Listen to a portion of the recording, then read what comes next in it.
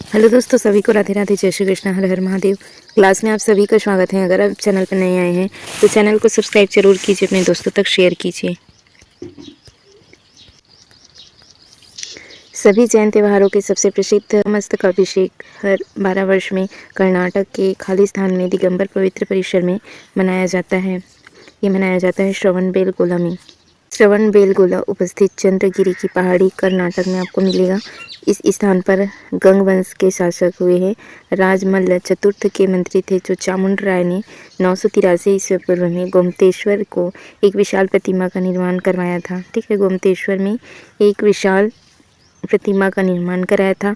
उसी समय में गोमतेश्वर का महामस्तकाभिषेक समारोह प्रत्येक 12 वर्ष में मनाते हैं। जैन धर्म के श्वेतांबर संप्रदाय के बारे में निम्नलिखित में से कौन सा कथन है वे सही नहीं है। ये भिक्षु जो श्वेत वस्त्र पहनते हैं वे भिक्षु जिन्होंने 4वीं शताब्दी ईसा पूर्व में विंध्य के दक्षिण की ओर प्रवास किया था। उन्होंने 12 अंगों से ही धर्म सूत्रों को मान्यता दी। वे विश्वास करते थे कि स्त्रियां भी मोक्ष प्राप्त कर सकती। इसमें गलत बताना है तो ये ऑप्शन बी इसका। वे भिक्षु जिन्होंने 4वीं शताब्दी ईसा पूर्व में विंध्य के दक्षिण की ओर प्रवास किया था, ये ऑप्शन गलत है। तो यही इसका राइट आंसर होगा, क्योंकि इसमें नहीं पूछा गया है। जैन धर्म के श्वेतांबर संप्रदाय के लोग कौन सा वस्त्र जैन धर्म के श्वेतांबर संप्रदाय के बारे में सही नहीं है कि विंध्य के दक्षिण प्रवास में इसका कोई ऐतिहासिक संबंध है। श्वेतांबर संप्रदाय के लोग सफ़ेद वस्त्र पहनते थे। श्वेतांबर संप्रदाय के लोग पार्श्वनाथ के मार्ग का अनुसरण करते थे और श्वेतांबर संप्रदाय के लोग जैन धर्म साहित्य को सच्चा और पवित्र मानते थे। श्वेतांबर भिक्षु आचार्य स्थूलभद्र की परंपरा का पालन करते थे। जैन धर्म के 2 संप्रदाय हैं, एक थे श्वेतांबर, दूसरे थे दिगंबर संप्रदाय के। मौर्य वंश को देखिए। मौर्य साम्राज्य के इतिहास के पुनर्निर्माण के लिए इतिहासकारों ने निम्नलिखित में से किस स्रोत का उपयोग किया है। मेगस्थनीज चंद्रगुप्त मौर्य के दरबार में एक यूनानी राजदूत के विवरण जो खंडों में मौजूद है। अर्थशास्त्र जिसके कुछ भाग संभवतः कौटिल्य या चाणक्य द्वारा रचित थे। 1 और 2 दोनों सही हैं। ठीक है, उपयुक्त में से दोनों सही हैं। पूर्व और मध्य भारत के मौर्यों का उत्तराधिकारी कौन थे? सुंग, कणव। तो इसमें दोनों के दोनों ऑप्शन सही हैं। मौर्य के उत्तराधिकारी सुंग वंश और कणव वंश जो सातवाहन वंश से संबंधित थे, दोनों के दोनों ऑप्शन सही हैं। निम्नलिखित में से कौन सा अंतिम मौर्य शासक था जिनकी हत्या उनकी सेनापति ने की थी? वो थे बृहद्रथ। ठीक है, बृहद्रथ की हत्या की थी। अंतिम मौर्य शासक बृहद्रथ की हत्या हो गई थी। उनके सेनापति जो थे पुष्यमित्र शुंग, उन्होंने क्या की थी? उन्होंने पुष्यमित्र शुंग ने बृहद्रथ की हत्या की थी, जो अंतिम मौर्य शासक था। मौर्यों द्वारा नागार्जुनी गुफाएं निम्नलिखित में से किस संप्रदाय को दान में दी गई हैं? तो वो दी है आजीवक को। आजीवक संप्रदाय के प्रवर्तक किसको माना जाता है? मक्खाली गोशाला जी को माना जाता है। जो क्या थे? आजीवक संप्रदाय के प्रमुख केंद्र किसको माना जाता है? श्रावस्ती को।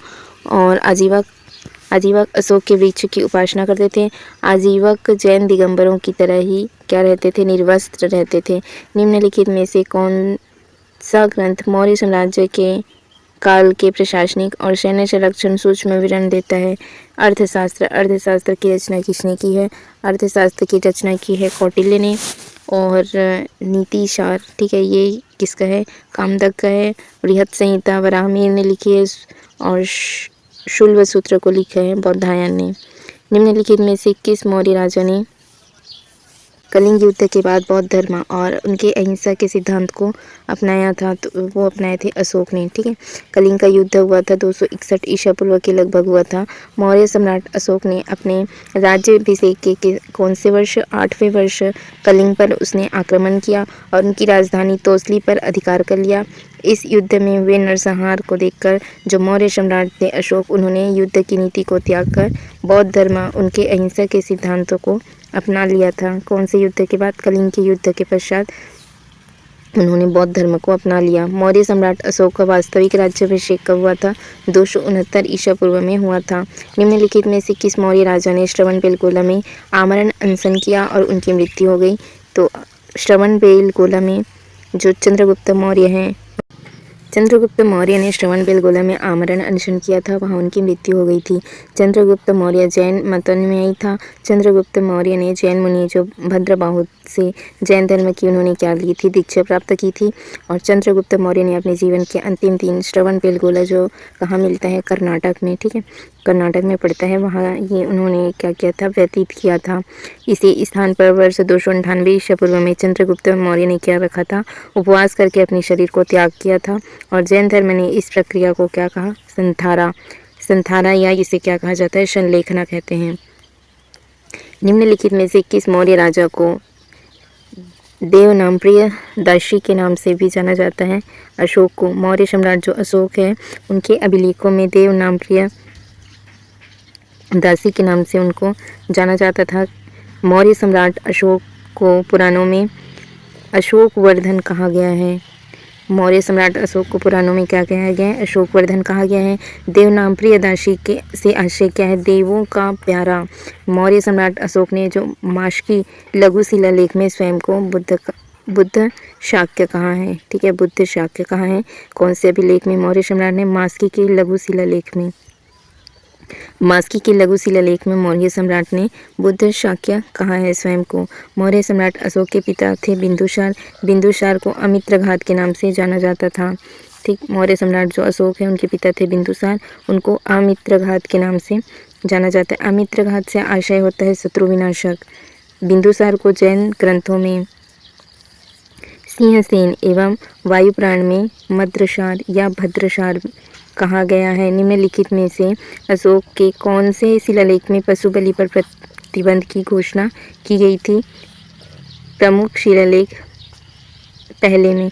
मौर्य सम्राट अशोक के शिलालेख को सर्वप्रथम पढ़ने का श्रेय जेम्स प्रिंसप को जाता है। मौर्य सम्राट अशोक के बृहद मुख्य शिलालेखों को की संख्या कितनी थी? 14, ठीक है, इनके 14 बृहद शिलालेख हैं। पहले शिलालेख में पशु बलि पर प्रतिबंध और समस्त प्रजा मेरी संतान जैसी है, और दूसरे शिलालेख में लिखवाया है कि मानव एवं पशु चिकित्सा तथा लोक कल्याणकारी कार्य और चोल पांड्य एवं सतीपुत्र व केरल पुत्र की चर्चा है दूसरे वाले में। तीसरे में उनके जो तीसरे शिलालेख हैं उसमें प्रत्येक 5वें वर्ष राजकीय अधिकारियों को दौरा करने का आदेश, और चौथे शिलालेख में धर्म आचरण के भेरीनाथ के माध्यम से धम्म का उद्घोष। अशोक ने अपने पुत्र महेंद्र और पुत्री संघमित्रा को धम्म का प्रचार करने के लिए निम्नलिखित में से किस देश में भेजा था? उन्होंने श्रीलंका भेजा था। अशोक द्वारा अन्य देशों में भेजे गए प्रचारक महेंद्र और संघमित्रा को श्रीलंका, और महाधर्मरक्षित को महाराष्ट्र, महारक्षित को यमन देश, और मध्यांतिक इसको कश्मीर एवं गंधार, और मध्यम को हिमालयवर्ती देश में भेजा था।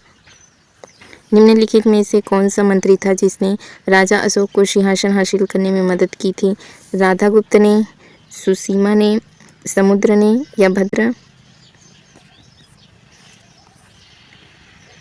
भद्रायुध ने? तो किसने किया था इसको? राधागुप्त ने। जैन अनुश्रुतियों के अनुसार राजा अशोक ने अपने पिता बिंदुसार की इच्छा के विपरीत मगध पर क्या किया था? उन्होंने अधिकार किया था। सिंहली अनुश्रुति के अनुसार राजा अशोक ने अपने 99 भाइयों की हत्या करके मगध का सिंहासन प्राप्त किया था। राजा अशोक के पिता थे बिंदुसार। अपने उत्तराधिकारी अपने बड़े पुत्र जो सुसीम थे उनको नियुक्त किया था, लेकिन अशोक राधागुप्त की सहायता से क्या किया, स्वयं सिंहासन को हासिल करने में सफल हुआ। राधागुप्त है वो राजा अशोक का क्या बना था? प्रधानमंत्री। अर्थशास्त्र किसके द्वारा लिखा गया? अर्थशास्त्र की रचना की है कौटिल्य ने, ठीक है। अर्थशास्त्र की रचना किसने की? कौटिल्य ने। और इंडिका लिखा है मेगस्थनीज ने। मुद्रा राक्षस किसकी पुस्तक है? तो विशाखदत्त ने लिखी है। अर्थशास्त्र में खाली स्थान शामिल है, तो इसमें 15 पुस्तकें हैं। कौटिल्य के अर्थशास्त्र की भाषा संस्कृत है। उन्होंने संस्कृत में अर्थशास्त्र की रचना की। अर्थशास्त्र में लगभग कितने? तो 6000 श्लोक, 180 प्रकरण, 141 अध्याय और 15 अधिकरण वर्णित हैं। प्राचीन भारत में राजकीय तथा सामाजिक व्यवस्था के अध्ययन का महत्वपूर्ण स्रोत कौटिल्य का अर्थशास्त्र ही है। कुल 18 तीर्थों तथा कितने? 26 अध्यक्षों की चर्चा अर्थशास्त्र में मिलती है। अर्थशास्त्र पुस्तक का विषय क्या है? राजनीति। कौटिल्य के सप्तांग सिद्धांत में अमात्य निम्नलिखित में से किसे दर्शाता है। अमात्य होते हैं मंत्री और अधिकारी। अर्थशास्त्र चंद्रगुप्त मौर्य के प्रधानमंत्री जो चाणक्य, जिसको विष्णुगुप्त के नाम से भी जाना जाता है, कौटिल्य द्वारा रचित एक राजनीतिक ग्रंथ है। चाणक्य के अनुसार राज्य के 7 अंग निम्न प्रकार है। राजा, ठीक है, सिर, अमात्य, आँख, जनपद, जंघा, दुर्ग, बाह, कोश, मुख, दंड, सेनाबल, मस्तिष्क, मित्र है कान। कौटिल्य ने सप्तांग सिद्धांत में अमात्य से तात्पर्य मंत्री और अधिकारी से है। और अर्थशास्त्र पुस्तक राजनीति से संबंधित पुस्तक है। अर्थशास्त्र के अनुसार मौर्य समाज के उच्च अधिकारियों को क्या कहा जाता था? तीर्थ। अर्थशास्त्र में 18 तीर्थों की चर्चा मिलती है। मौर्य काल में प्रांतों को चक्र कहा जाता था। प्रशासन की सबसे छोटी इकाई ग्राम थी। अर्थशास्त्र में गुप्तचरों को गुण पुरुष और जो मुख्य अधिकारी थे उनको सर्प महामात्य कहा जाता था। कौटिल्य के अर्थशास्त्र के अनुसार मौर्य प्रशासन में घुड़सवार सेना के कमान अधिकारी को क्या कहा जाता है?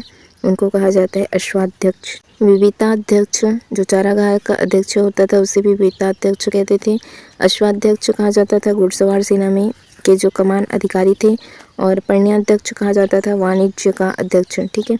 और पत्तनाध्यक्ष होता था बंदरगाहों का अध्यक्ष। लक्षणाध्यक्ष होता था टकसाल का अध्यक्ष। मौर्य प्रशासन के उच्च पदों से संबंधित विभागों में निम्नलिखित युग्म पर विचार कीजिए। समाहर्ता जो मुख्य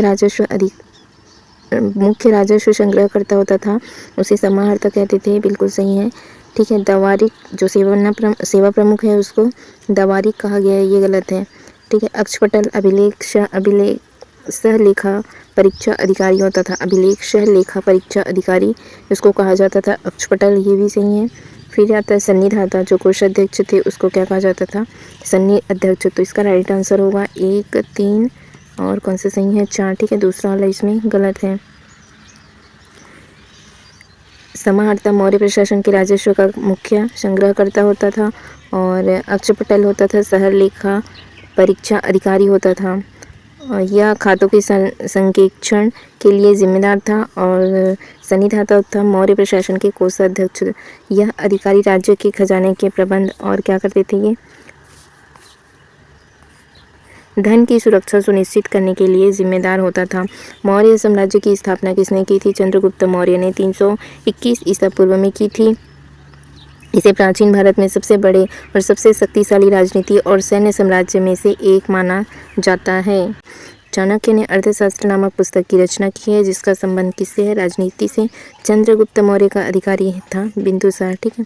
चंद्रगुप्त मौर्य का उत्तराधिकारी बिंदुसार था। मौर्य साम्राज्य के संस्थापक हैं चंद्रगुप्त मौर्य। 321 ईसा पूर्व में इन्होंने मौर्य वंश की स्थापना की। इसके प्राचीन भारत के सबसे बड़े और सबसे शक्तिशाली राजनीतिक और सैन्य साम्राज्य में से एक माना जाता है।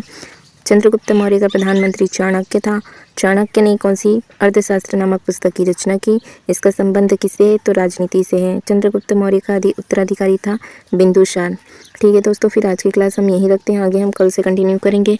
चैनल से बने रहने के लिए चैनल को सब्सक्राइब जरूर कीजिए friends. Thank you friends, thank you all.